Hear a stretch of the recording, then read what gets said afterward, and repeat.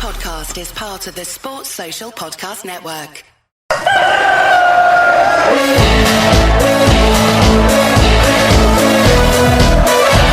will look to pick it up and he'll go on here. There's two up here, Bradford. It's Bigray.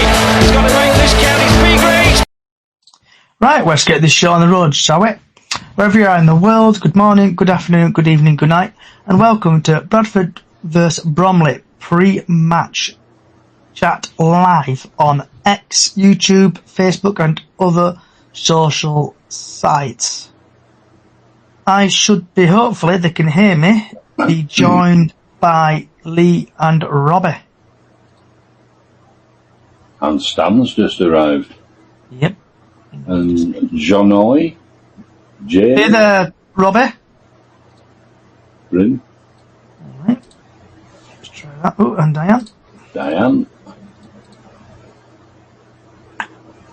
So, in today's podcast, we'll be talking about the Salford game and the dreaded did the ball cross the line, the Bromley pre-match chat, the score prediction, also the latest Bradford City news, and what's on your plate. So, Stan, Diane, Lee, and Robbie should be able to hear me. So, let's get this show on the road again. So, Stan, if you can hear me, what was your thoughts on the Salford game? Good evening to everybody. It's been a long time. I've been a very busy boy. I'm still a busy boy, but for me, the Salford game was very disappointing. I went away to Grimsby and I thought we played some dynamic stuff. I thought we looked really good, and whether it was just different personnel, but I was slightly underwhelmed by the Salford game. But but for a sort of my initial thoughts were it didn't go over the line. But looking at the replays, unless it's one of those millimetre where the edge of the ball is just kind of clinging onto the line by an absolute millimetre or a thread, it looked over the line, didn't it? So underwhelmed, but we showed better in the second half. But it was disappointing from the Tuesday game at Grimsby. And glad to have you back, Stan. I've missed your tone of voice. Welcome back. Oh, anyone can miss the tone of my voice. Thank you. Good to be back, Johnny. And hopefully Miss Diane should be able to hear me. Thanks, I'm eating. Again. I've always got something in you. That sounds so... Right. I know. Right, so, Dan, what was your thoughts on the Salford game? I think we played okay. I said to Emma that when it dragged on, we're 0-0, I said it's either going to be a 0-0 or a 1-0. And that ball was over the line, definitely. Because I even showed my dad, and my dad went, that were over. So I think we played all right. It's just, I don't know, second game in, just have to wait and see. I just wish he'd dropped Smallwood. Because Smallwood just keeps wanting to take his bat and ball and just take ball and play like that. And nobody'd let me tell him what my dad said. That was meanies. So, but yeah, Salford game were alright. But at least we got a point. But come end of season, could that 2 points that we lost be vital? Okay. I'm going to save my Salford thing for the chat, shout and vent thing. Lee, are you here? I am here, yes. So what's your thoughts on the Salford game? I had the benefit of watching it on the TV, so it was at least 2 foot over the line. There were no millimetres involved, trust me. And I'm sure everybody's seen the footage by now. Definite goal. Definite mistake by the officials, all concerned. Why 1 out of 3 couldn't see anything, I don't know, but we don't have VAR. We've got no recourse. We can't argue the point.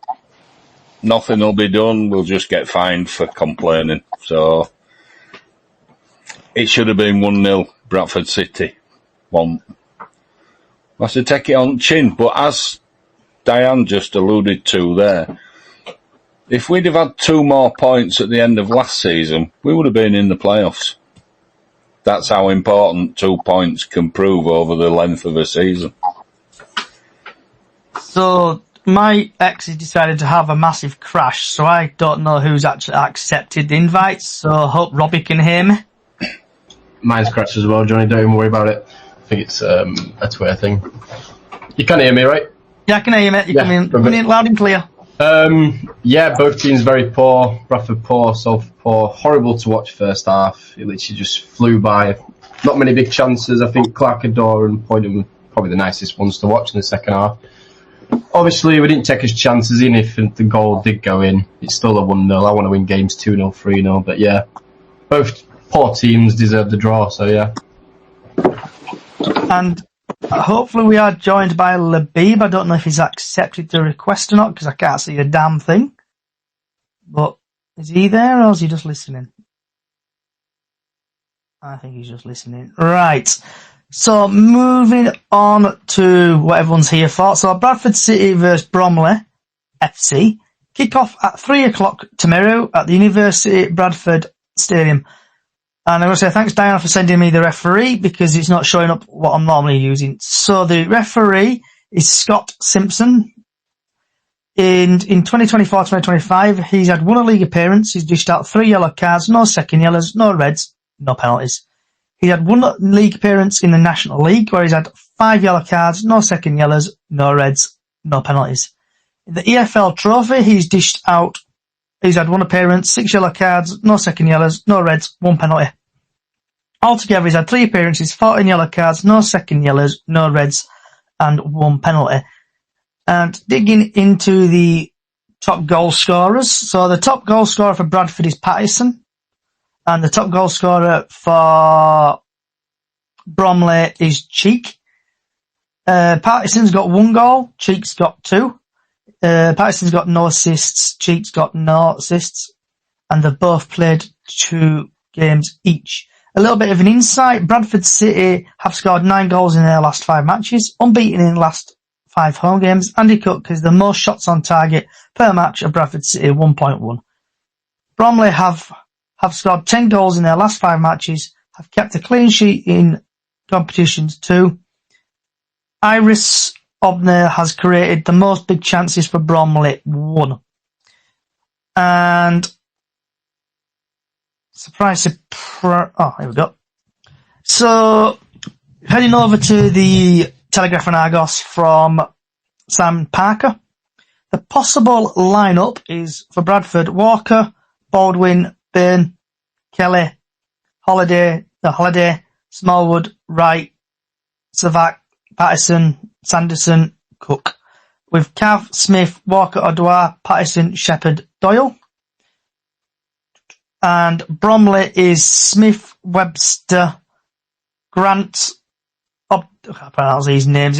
I'm sorry if I'm shocking at pronouncing names. Obdua, Amre, Charles, I think it's Arthurs, Raynand, Whitley, Congrave, and Cheek. I'm going to pronounce the substitutes. The match odds for the game are City 8-13, Bromley 4-1, and the draw is 14-15. Scott Simpson's from Stoke, and he was in the middle for City's 1-1 draw at Colchester in January. So now going through each of you, what do you think the team and stuff will be tomorrow, starting off with Stan? My guess is he's going to play similar to a starting lineup from last Saturday. But the one thing I've noted, I'll just disagree with Diana, if I may, with regards to Smallwood. I thought he had, from the 2 games I've seen, he's looked better than he did for most parts, probably because he's kind of almost been given that role that he probably was brought in for, in terms of just allow the other players to play around him. I personally think the starting lineup at Grimsby played better, and I thought Clark had a good game, and I thought he played good at left wing back, ironically, what we brought him in for. Him and Bobby down the left looked really good, and I would have had Jamie Walker in at the start, but also as well, I thought the lad Shepherd did well. He looked really... Kelly, I like Kelly, but he frustrated me with some of his passing play. It's almost like he was running out of options. I think Shepherd is better on the ball, both equally good defenders. So, I mean, I don't know what his thoughts are for tomorrow myself, but those are the changes I would make. And before we go to Diane, we've had Dan on Facebook. Bromley will be well up for this. Had a good start and they're looking forward to this game the most. Right, Miss Diane, what's your thoughts on the game tomorrow? The game tomorrow is, I'll tell you this now, I am not looking forward to it because you know what'll happen. Bromley, like that guy said, Bromley will be coming up to us to want to beat us because we'll be one of the big boys in that division for them to beat. And plus, but then again, don't forget they've only played Harrogate and their home ground, which only holds 6,000. So coming up to like 15,000, 16,000 Bradford City fans, you never know what's going to happen. So I'd play Sanderson. I'd drop Cav because I don't know what's wrong with Cav at the moment, but I'd play Sanderson up front with Cook tomorrow. Okay. Do you know that new signing? Yep. And I'd probably change some of the defenders. I'd have Jack Shepherd in because he played well and everything, but then I'd probably keep the same again, even though I don't like Smallwood, but I'd probably keep the same again. Rest of the team. So just have to wait and see what he decides. He might want to try a new system, but you never know what's going to happen. But hopefully we will beat Bromley. And yourself, Lee? I just think he's going to go with same again, personally. I can't see him changing a thing. I just hope the emphasis that they bring is positive rather than surprising. Trying to pick a team in podcasts lately with the way Alexander's mind works or doesn't work, choose your own words, but he just defies logic sometimes, doesn't he? We all know this from last season, and it seems it's not changed. I think he'll go with a similar squad. That's about the safest thing to say on that. This new lad coming in, save that for Rant, I guess, another midfielder, really. Shepherd at back, yes, looks good. Bromley will be coming, all guns firing, because they're bringing the momentum that got them promoted, and that can't be discounted. We need to just play a solid game, really. Get a good win. 1-0 will do me. And Robert? Yeah, I can't remember last time a team actually came to Valley Parade and actually felt scared in playing in front of 16,000 fans. Apparently Bromley do the Oof Ball tomorrow, so obviously like we did with Andy Cook. Yeah, I think we'll stick with the same starting lineup. I will probably take off Cal Cab though. He hasn't really shown up. He didn't show up against MK Doms. Made a couple of runs but didn't lay him off. Same with Salford, nowhere to be seen, just running around chasing his shadows. Yeah, I'd probably step Ollie in tomorrow, see what he's got to offer with Cook up top. But yeah, try not to change much. We haven't lost the game yet, so keep on the positive side, and yeah, hopefully 3 points tomorrow. Yep, 100% agree with you guys there. So I'm hoping, I want the new guy to start. Him who we got from Fulham, I want him to start. I think he deserves a go. Cav has been a little bit poor. I don't know his excuses, but he's not been finishing. I would stick with the same team, but obviously change the new guy for Cav and possibly tweak it a little bit somehow. Right, so Stan's favourite feature, score predictions for tomorrow's game. So what's your score prediction for tomorrow, Stan? Yeah, I think it's Bromley's Cup final, isn't it? So they've come here to do an Accrington on us from all those years ago. So I think this is a potential banana skin. I think we might lose 1-0. Okay, before I go to Diane, we've had Dan coming on YouTube. Right being exposed worries me the most. Right, Diane, score predictions, love. Oh, don't put me on the spot today, I don't know. Have I gone off? Nope, can still hear you. I can still hear me on my Twitter played up. I'm gonna say 3-1 to us. I'll let Bromley let Bromley get a goal. So there we go. But I'm going to say 3-1 to us because somebody's got to stop their 2-match winning streak, and hopefully it'll be us. And Lee? I think exactly right. I would take 1-0 all day long because they're going to come, as Stan said, it's their cup final. So, and I've never seen anybody frightened of playing at Valley Parade before either, so just bring it on. 1-0 will do. I'm usually more positive than that, but after what I've seen so far, some of that positiveness has been put on back shelf, shall we say. And last but not least, Robbie. I think if we keep Cheek obviously quiet all game, I think I'm going to go with 2-0 win personally. As long as Cheek is quiet all game as well, is one to look out for. I think Bradford are going to win. I go 2-1. I think Cheek's going to score for them. Right. Everyone's favourite feature. Again, Stan, I'll let you do your little bit because I've missed your little bit because I keep forgetting how to pronounce your name. So the weather forecast is sponsored by... It's sponsored by Stan Jammer Photography, where capturing your image is my focus. And the sun will rise at 3 minutes past 6, and the sun will rise at 8:15 p.m. And according to the Met Office, it's going to start off cloudy with a bit of sun, and then typically around 11, 12 o'clock, we'll get a bit of rain, so hopefully that rain does not stay very long. It's going to be about 13 degrees, and the highest through the day is going to be about 15 degrees at 1 o'clock onwards. And that is your weather forecast. Right. The latest Bradford City news. And if you've been living under a rock today, you would have missed... Get it back up again. So Sam Stubbs has left Bradford City on loan, and he has joined rivals Cheltenham on a season-long loan. And then also we have brought in another midfielder from Wigan, Joe Adams.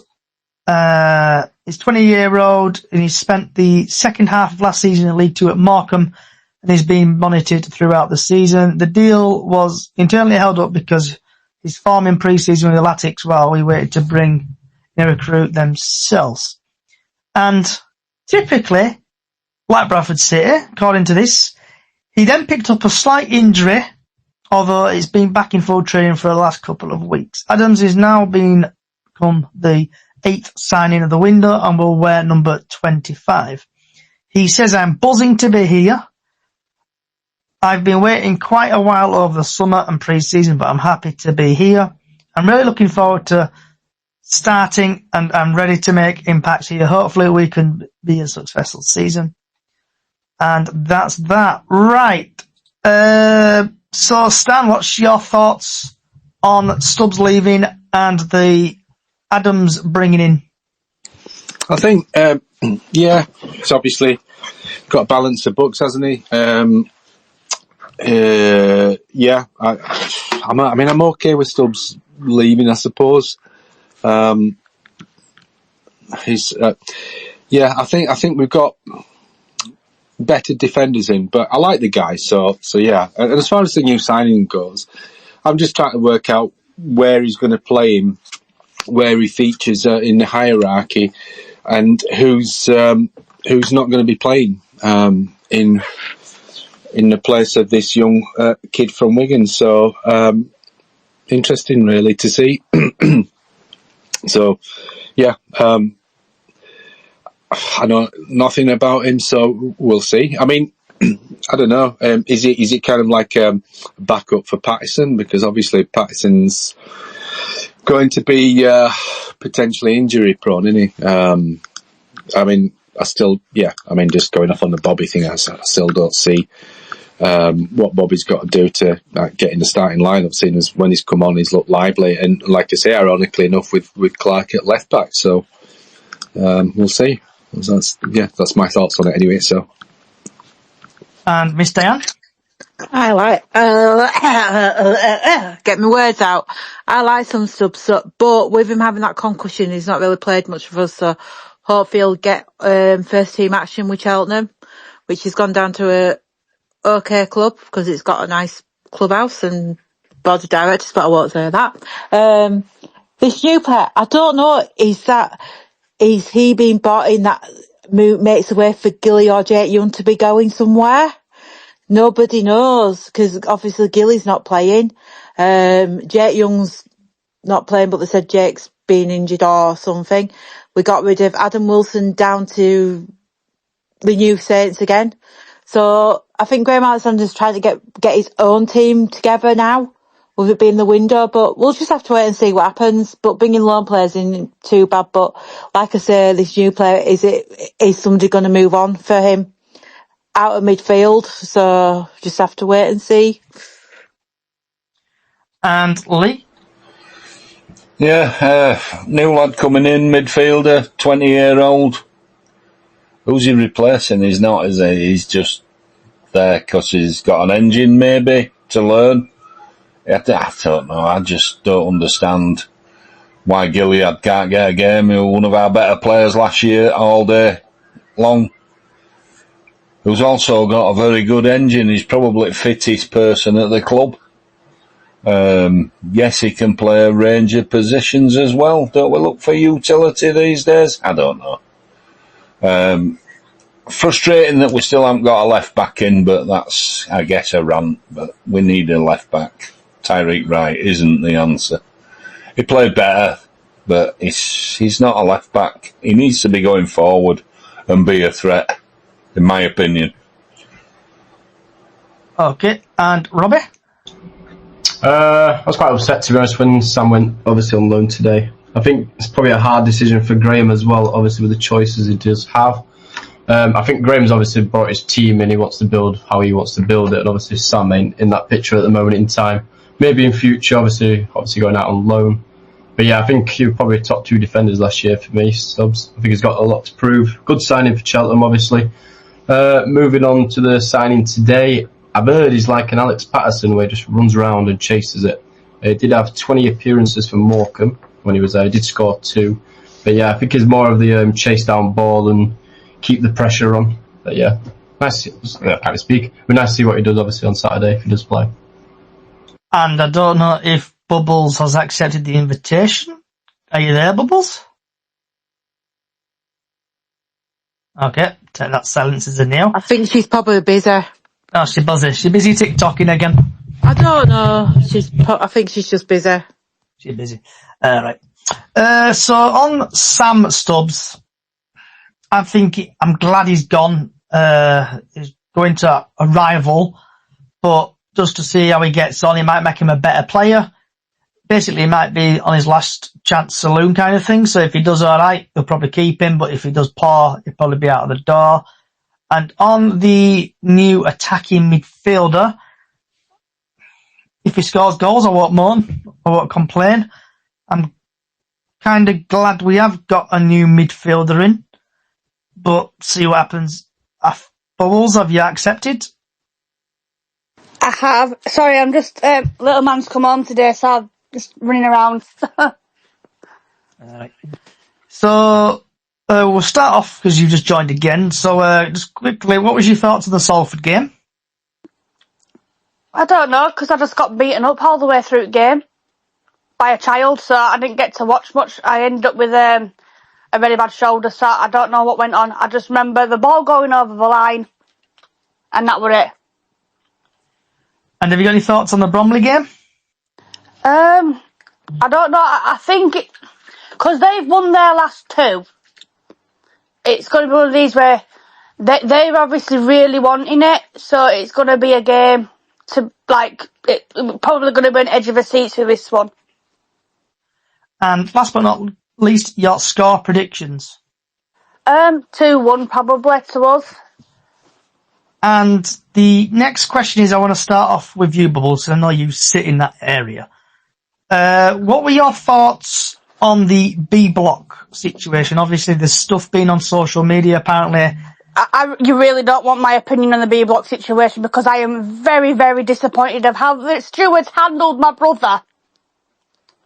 Do you want to say it from the heart? I'll say it from the heart, because Diane knows exactly how wound up I was that day. Go for it. They told me I could not have the child go in with me unless he put the wristband on his wrist. Then he stood in the toilets for 5 minutes crying. where I had to come and get someone to take the wristband off his wrist. Bearing in mind, on his paperwork and everything else, and he had his lanyard on, he is autistic. I do not need any of this wristband malarkey because it just sets him off. This is why I got constantly head-butted, my hair ragged at football, scratched, nipped and bit and everything else because he'd been too overworked and his brain had gone into overdrive all because of his stupid wristbands. Yeah, so just sorry to hear what's happened really at the thing there, and hopefully I've seen the email what's been posted on social media about apparently there's been more stewards there, and obviously I know it was the first home game, so hopefully obviously I hope they've learned from that situation so you don't get put in that situation again. I've got a problem with other stewards because when he were kicking off they were laughing at him. They were stood there laughing at him kicking off. That's not good, is it, really? I can vouch for that because Georgia literally phoned me to tell me what were going on. Literally, when I was meeting Emma, she phoned me, showed me the wristband, which I think is disgusting that they're putting them on kids as well. Adults, kids. They're not letting, because I read I ain't got the email in front of me. We're not allowing under 16s in without being accompanied by an adult, so why can't the adult wear the wristband and the child just get in with the adult, considering I've got a carer's ticket because he's down as disabled?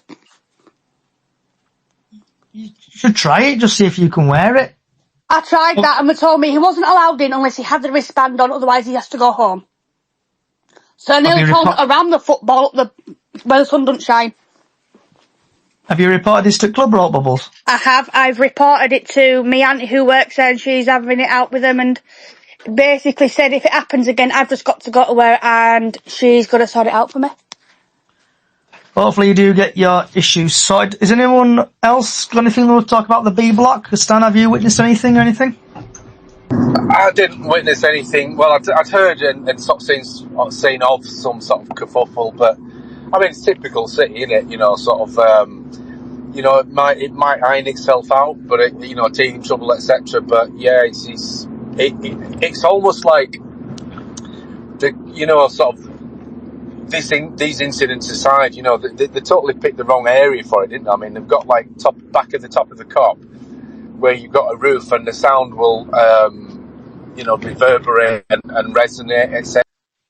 But yeah, so it's kind of like, it's an odd one really, but I hope it gets ironed out because obviously, people want to go and just watch a football game, don't they? So, Robbie, you've got your hand up? Yeah, we're supposed to be a family club at the end of the day. Obviously, some fans that just go there for basically fights, drink, whatever they want to do. Obviously, top of the Kop, you did have them up there in the K block. That obviously didn't work out due to people misbehaving, not acting their age. Bradford City reacted, moved them, fair enough. Northwest corner, not too bad, but obviously two different chants from the block in the northwest corner. Atmosphere, absolute awful last year. I was in the Midland Road, absolute awful. There were two chants going on. Even away fans were laughing as it was that bad. B block, obviously, move them down, keep them compact, keep an eye on them. You're going to have same issues wherever you put them. They're not growing up. They're not acting their age. If they're not acting their age, just get rid. Diane, have you got any thoughts on the B block, love? Yeah, well, I know what Georgia were on about, obviously, because she phoned me up to tell me. She was in tears telling me. I could hear Jake in tears, which were upsetting me that Jake was in tears because they were having, little man, was having to put his wristband on. So it's awful. Like I say, like we've said, let the adults wear them, don't let the kids. If they've got an adult with them, let the adults wear them, not the kids. Everything else is just ridiculous. It's just so ridiculous. And I can understand people kicking off because they were all stood up and those behind could not see. And I even saw that and I was in the main stand. So you can guarantee what it's like. That is why I moved. Robbie, still got your hand up, or is that just... I'll just input on that. They did have time, though. The people who actually... I don't know if it's a Bantam bar, what's arguing they can't see or anything, but you had time to move your season ticket seats. Bradford City did give you time to move your seats and find another seat. If you haven't moved your seat, it's not their problem. You did have the choice, obviously, to move. Lee, have you got any thoughts on the issues in B Block? I know you... Well, watching it on TV, I just thought, well, the atmosphere seemed a little better. But I'm not there, so I couldn't hear. That just sounds what Georgia said. Absolutely appalling. That should never happen. Where is this draconian idea that we have to wear wristbands coming from? You know, what the hell is that about? That just sounds ludicrous.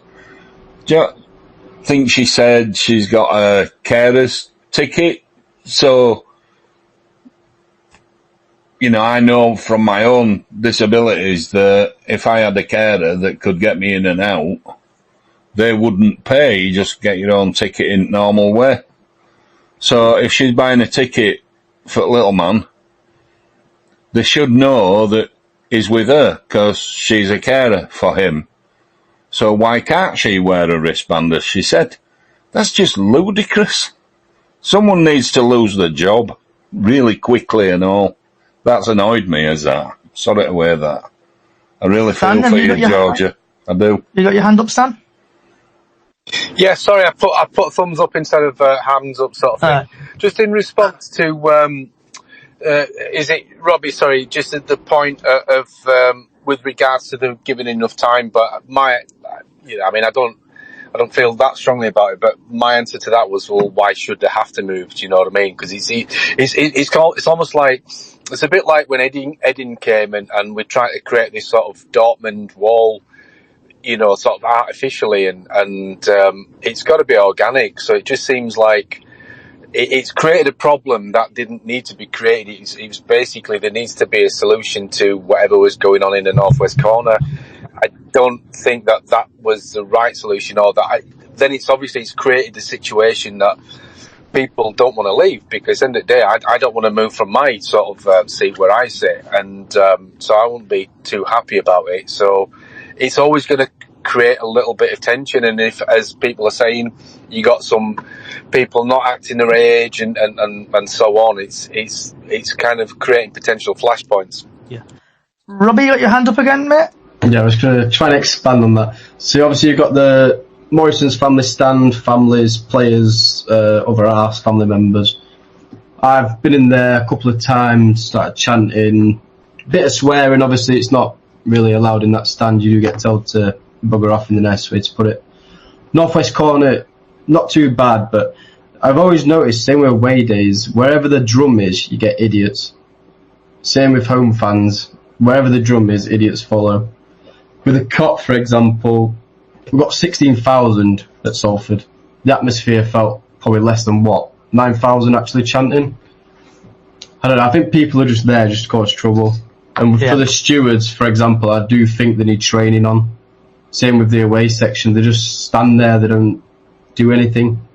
And obviously, I know they're probably voluntary, most of them are, some may be paid. But I think they do need a bit more training on and a bit more discipline, in the nicest way to put it.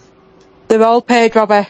Are they all paid? That's even worse then. They all get paid, yeah. That's even worse. And they should have certificates, because Graham, before he got poorly, he was like working for Showsec, and they had to have certificates, they had to have training, and they got paid. And he did work at City and get paid as well. Thing is, though, if you move the drum to the Morrison stand, you're going to have problems there. If you move them to Northwest corner, you've got problems there. You move them to Cartwheel, you've got problems there. Wherever you show them, there's always going to be an handful of people that's not going to like it, no matter what, so it's a no-win. So, moving on now to everybody's favourite part, and I'm going to actually start off. I've got two vents. So, chat about, shout about, vent about anything, and I'm going to start. I've got two vents.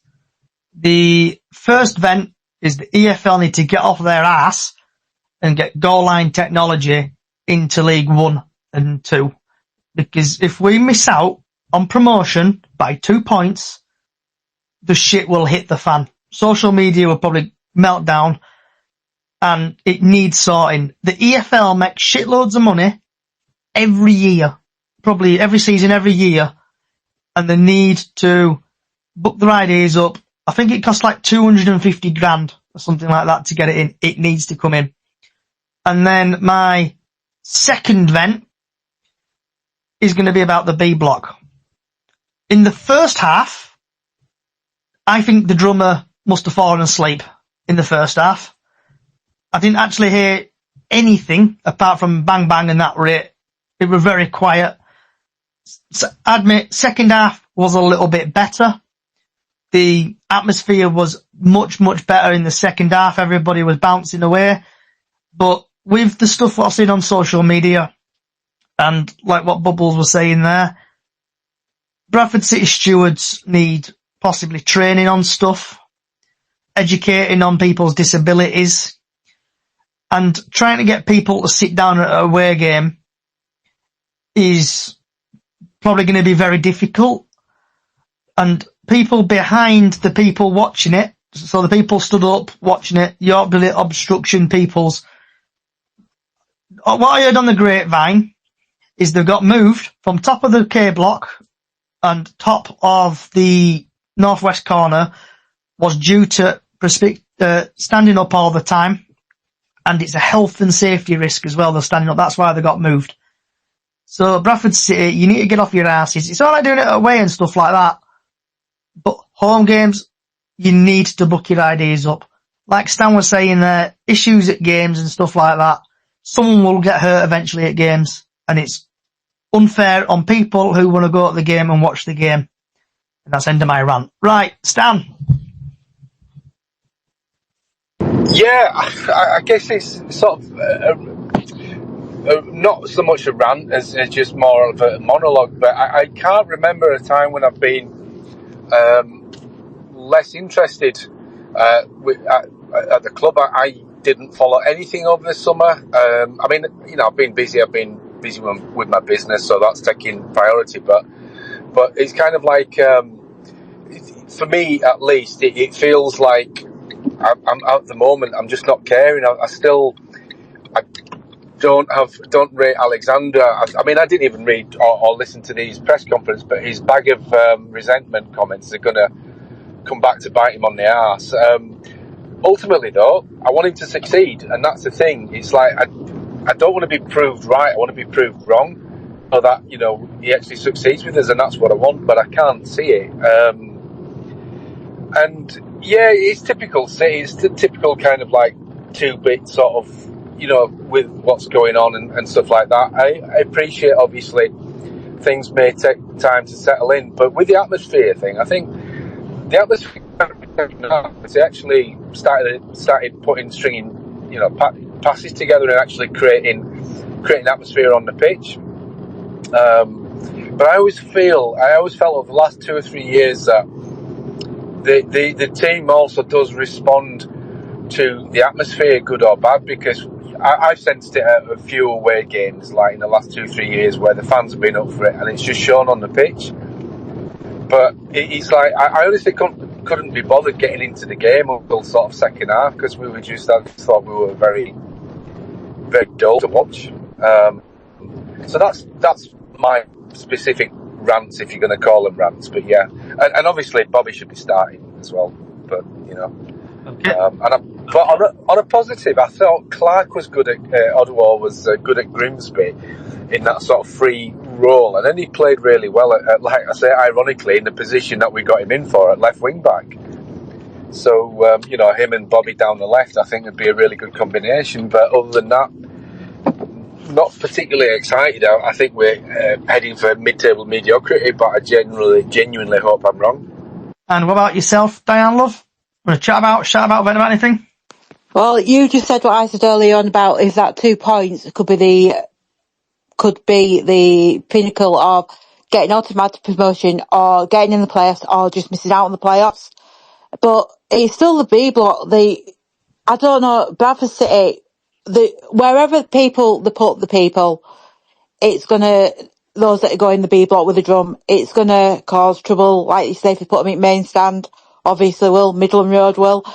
TL Dallas now we've got it as a community stand. It was nice to see there was people in the community stand in the TL Dallas stand on Saturday, families and everything.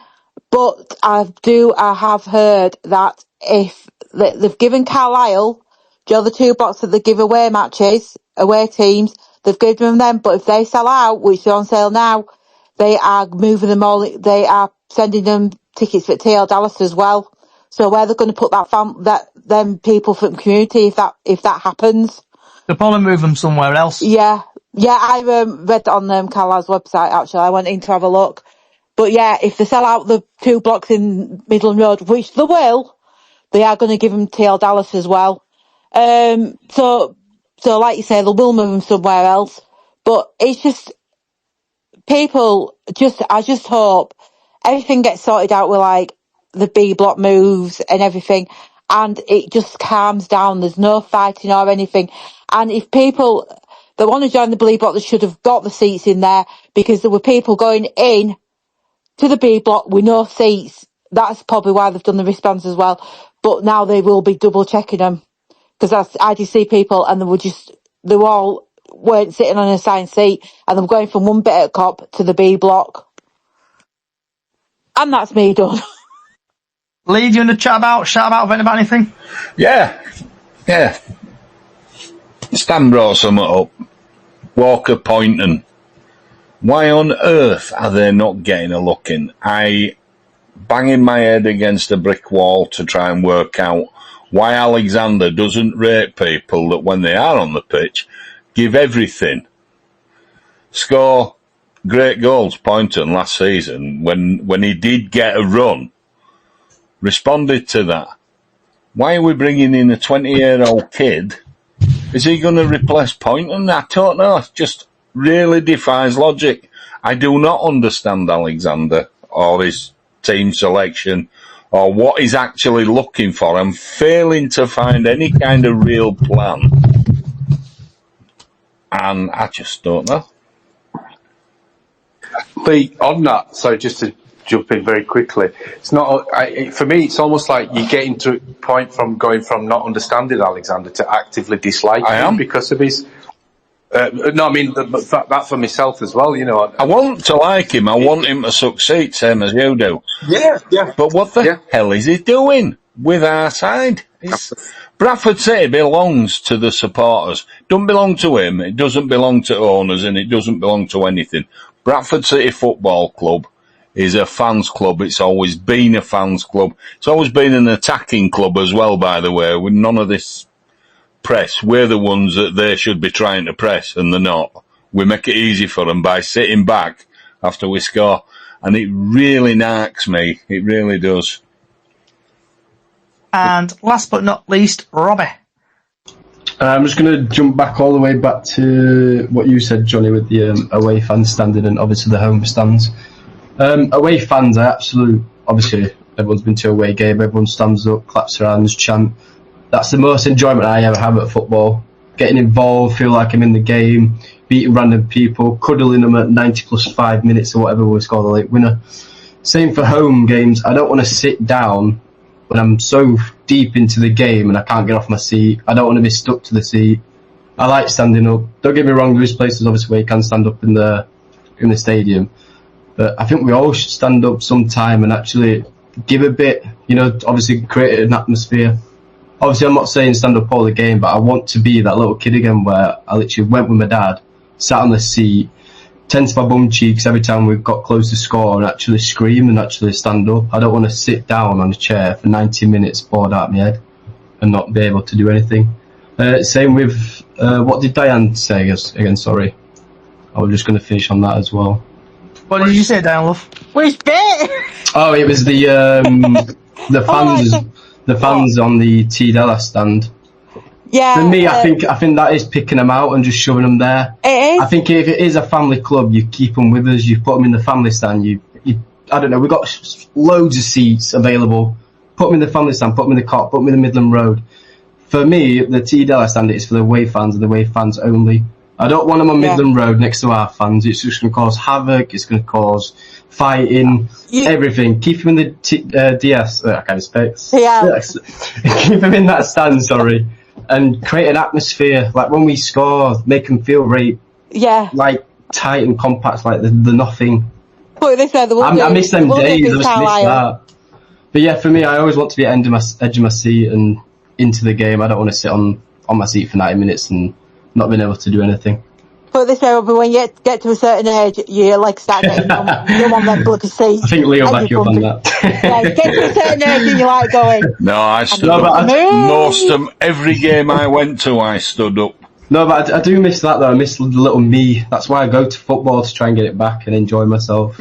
That's why I wait till Saturdays. I can't wait for it. I work all hard to go to a football game on Saturday just to sit in a chair again. It's not for me. Right. Last but not least, what's on your plate? So, Stan, what have you had for your tea or having for your tea? I think I'm going to have sausages for my tea. Do you know, I'm going through a phase where I don't know what I can be bothered to eat. And so just like everything, you just think, I'll just bung some sausages in the oven. So yeah, just boring sausages. Any kind of sausages, thick, thin? I always prefer the thicker sausages, just some Tesco ones. The farm shop at Keelan makes some half-decent sausages. Nice. Miss Diane? Sorry, I'm just trying to control my laughter now at the moment. I had pork loin steak with roast potatoes. Nice. That's what I was scoffing. Butchers, bought by my daddy. Well, tonight I'm having sausage and mash with steak gravy with onions and maybe a few sprouts. That'll make a few people squirm. You've got to have a Yorkshire pudding there as well, Lee. No. What? Not with sausage and mash, no, just the moutarde. Nah. Bit of mustard. And Robbie, what about yourself? Barbecue chicken wrap with a side of chips. So something quick and easy. Is that KFC or is that homemade? Homemade, of course. Obviously not the chicken, but you know what I mean. And I think I'm going to have a curry. Some chicken tikka. I'm starving. Right, I can't mute anyone. But if you could do me a favour, if you just mute your send for me, please, everyone. So I can't see Jack all at the minute. Right, so I want to say thank you, everybody, for coming along. Stan, Diane, Lee, Robbie, and also Bubbles. Hope you've enjoyed watching and listening. If you do like what you're seeing and listening to, get your send on Chickens on the Loose or Bradford City Chickens on the Loose podcast on all podcast services. Also on YouTube, Twitter, and that's it really on there. Also, we've got a small Facebook page, Up the Chickens on Facebook, Bradford City Up the Chickens on Facebook. Get yourself over there. Give us a like. We just chat about through the game and stuff. Also, Golden Goal. And just thanks everybody for coming along. Hope Bradford City win tomorrow. Wherever you are in the world, good morning, good afternoon, good evening, good night. Enjoy your night and come on City tomorrow.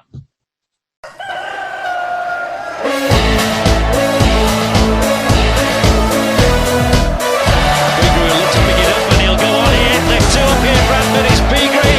He's got to make this count. It's Beagrey. It's 1-1. You'll see a somersault now. You'll get a double one. City till I die. City till I die. I know I am. I'm sure I'm Bradford City till I die. Oh.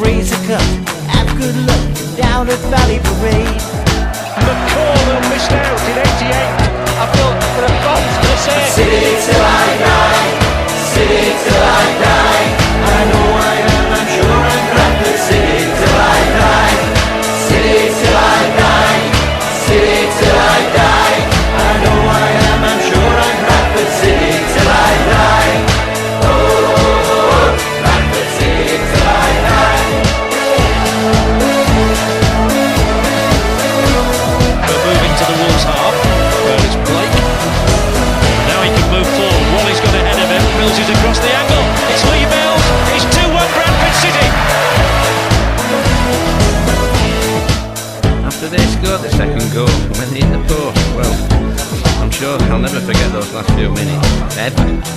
And the last few seconds of the game on TV when it showed Rob and Bates willing the rest of lots of time. The look on their faces were magic, absolutely magic. Now we're at the top, get our tickets for the cup.